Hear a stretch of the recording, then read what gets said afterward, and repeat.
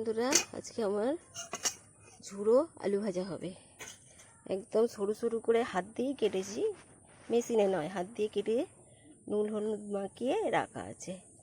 কড়াইতে তেল গরম হয়ে গেছে, এইবারে ভাজাটা ছাড়বো। আলু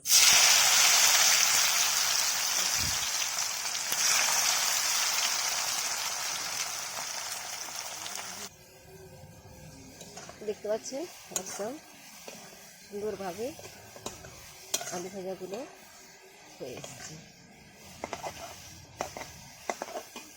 জ্বালানটা একটু বেশি রাখতে হবে, তবে আলু ভাজাটা ভালো কড়া হবে, নরম আঁচে হবে না।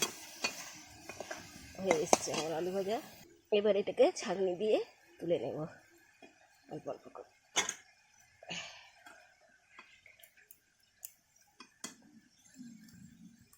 হয়ে গিয়েছে আলু ভাজাটা, দেখতে পাচ্ছেন পুরো রেডি।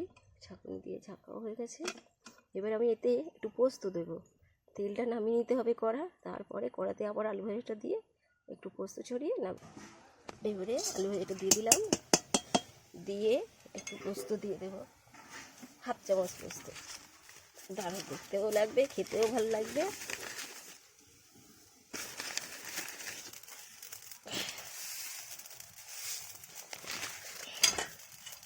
পোস্ত দিয়ে হালকা নেড়ে চেড়ে নামিয়ে নেব।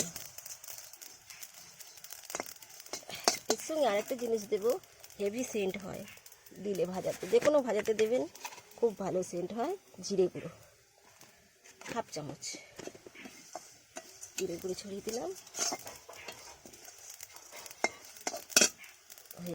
ঝুড়ো আলু ভাজা রেডি পোস্ত দিয়ে।